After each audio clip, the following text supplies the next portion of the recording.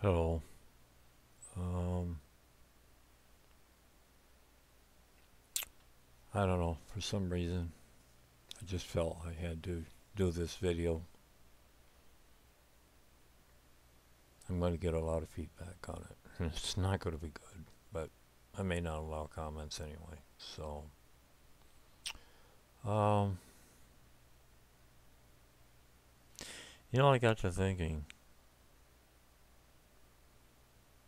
I'm 59. I've been in four serious relationships, been engaged 4 times, and I still haven't got it right. And we know there's always two sides to every story. It's just like we take it back to Adam and Eve. Eve gave in to temptation, then offered the apple to Adam. And when the Lord came walking through the garden in the cool of the evening, he asked him, "Why are you hiding?" "Because we were naked, Lord." And then as the conversation went on, he says, "What did you eat of the tree of life?" And Adam replied by saying, "Yeah, but the woman, she tempted me." Or, not general language. Um, doesn't that sound like a lot of us, especially guys nowadays? The first man was trying to put the blame, well, more or less on his wife at that time. And I'm not saying that at my age that I didn't screw up in some of my relationships. Like I said, I haven't had too many, but I know very well I've been a jerk many times. Thus the reason I'm still single at my age. I'm very, very lonely. I made so many mistakes. I had so many chances that I, well, just backed out of. Some I just didn't go for because, well, I didn't think the situation was right for me. You know, if that isn't being self-centered, I don't know what is. I look at so many times where I've worried about what other people would think if I said this or did that. I mean, in a good way, like asking a lady out, or, of course now you got to be careful in what you say to, women because of the sexual harassment deal. And excuse me. Um, but why is it that most men are jerks? We just do stupid things, and I'll admit, I'm one of them. And I do one stupid thing after another. And in my relationships, yes, I've had reasons to leave them. But, well, all but one, well, two of the ladies that I dated were born again Christians. I am a born again Christian.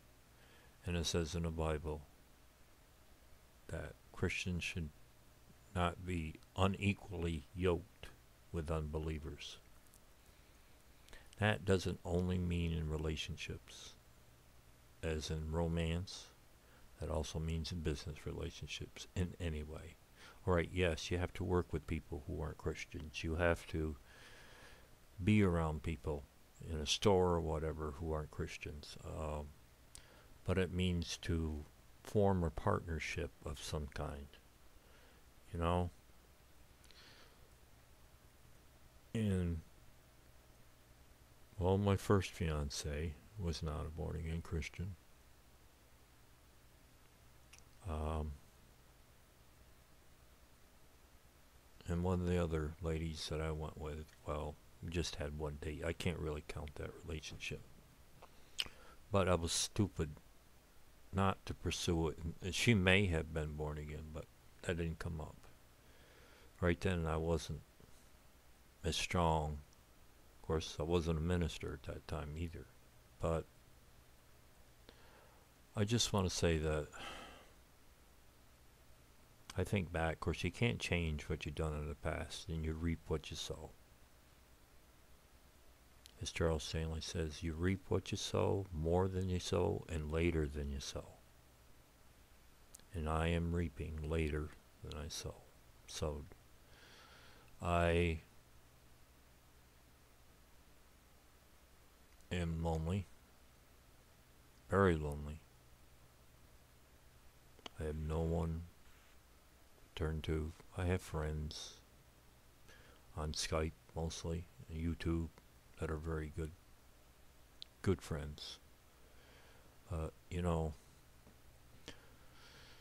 yes, one of them on Skype is actually a friend. I just came from there visiting she and her ex-fiance at their home. And the thing is, you know, you can have a lot of friends, but around here, I moved from another town up to a city here so I could be closer to my doctors. But now, seeing I can't afford to go to specialists and such, and I need to. I'm off of hospice now, but that was only because Medicare tightened their rules and said if you don't have a diagnosis of 6 months or less left to live, you're off. Well, I was on it a year, and when I got on it, they told me that I'd never get off it. I'd be on it pretty good. Well, then the rules changed, per usual. And that's our country for you, or our government. Not that I'm wishing I was back on hospice, because I don't. I still have the same things wrong with me. I'm not any better shape than I was. But I have to do things now. Some of them I probably shouldn't be doing. But I'm doing them. But it's like, you know, I can't do it. I know. Jesus said, I will never leave you nor forsake you. Not only in Hebrews, but in Revelation. He will be with us to the end of time. In Revelation, he says. And in Hebrews, he says, I will never leave you nor forsake you.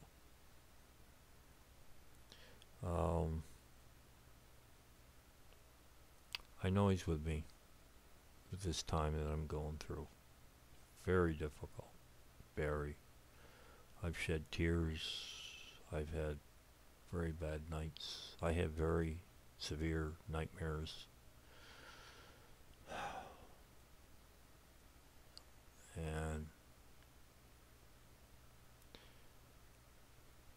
I don't know. It's, yeah, you're probably looking and saying, well, he looks pretty depressed. Well, I am. I've suffered from depression since at least age of 5 because of my dysautonomia and bad family situation. I won't go into detail about that. But I have medication that I don't like to take, And it's just difficult for me to get through each day. If it wasn't for the Lord, I know I'd been gone a long time ago, and I think you know what I mean. I think differently about that now, not only because it is not my place to decide when my life ends. I'm also a suicide prevention counselor and have counseled a number of people who are on the verge of harming themselves to the point of death. And praise the Lord that, as far as I know, all of them relented and either got help or, turned to the Lord, and they got help that way. I read the Bible, I pray, of course, but it's like, well, one of my favorite verses is, and I guess I should read it all the time to reassure myself, is Isaiah 40:31. They that wait upon the Lord shall renew their strength. They shall mount up with wings as eagles. And it states that we will run and not be weary. We will walk and not faint. Because God's timing isn't always our timing. As he says, my thoughts are not your thoughts, neither are your thoughts my thoughts. And, I can say all this. I could put a message up, which I'm doing now, and quoting scripture, not verbatim, but at times. But the thing is, it's difficult when you're going through it. It really is. And I internalize a lot of things because I have no one. And yes, we have the Lord, but the Lord always also wants us to talk to others on this earth who are considered his children. In other words, born again believers. To help each other get through these hard times. I'm having an extremely hard time getting through this. And I watched the video tonight, and I don't know which one I commented on. I've watched several that were country gospel, and one was by Merle Haggard said, I wonder what it will be like up there. And all I could think of is I yearn for the day or time that arrives. Tonight would be great. It's just because this earth is so difficult, and it's getting such... I know a lot of people are a lot worse off than I am. They've lost their houses through floods, fires, hurricanes, tornadoes. They have nothing. I mean, I'm talking on one of my, two working computers. I have two others that I'm going to sell that are for parts. But, I mean, I have these. And the thing is, some people have nothing. And I am thankful that I have what I have. I have a roof over my head. I have food to eat. Not a lot, but I do. I get a check every month from Social Security. It's not a lot. It's not enough to pay my bills, but I do get a check. This I am thankful for. But I just want everyone to know that, and I would appreciate your prayers, that you would pray for my financial situation, and you would pray that I would find that right lady, I'm willing to drive an hour and a half, if necessary, to date someone. Right now, I can't afford to join any dating sites, and there's no place around it. Well, I say no place. I'm going to try going to this church and seeing, not only listening to the message, but hopefully there's a crowd there that's within my age span, maybe some single ladies there. But anyway, I'm probably just rambling, and it's not going to make any sense. I don't know. I'm having another bad night. And I just had to talk to somebody, so whoever sees this, I would appreciate your prayers. So thank you. I've wasted 15 minutes of your time, or 16. And I'm sorry, but I just needed someone to talk to.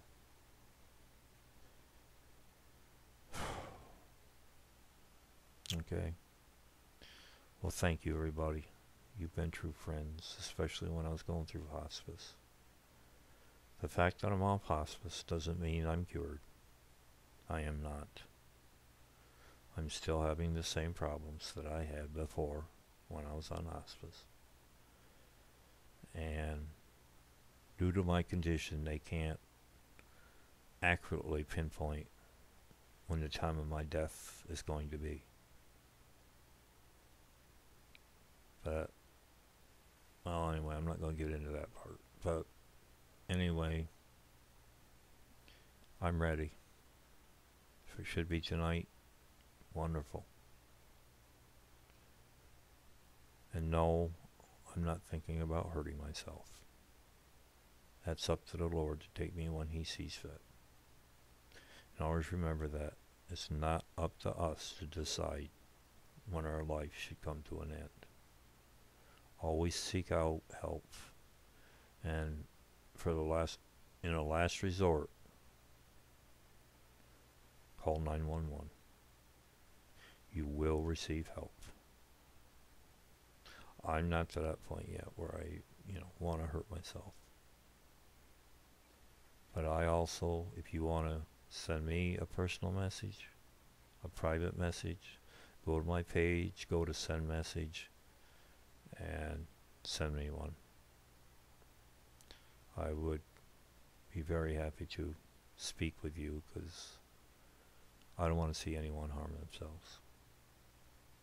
Okay, well, I will be talking to you again someday soon, Lord willing. So I hope everyone has a great weekend.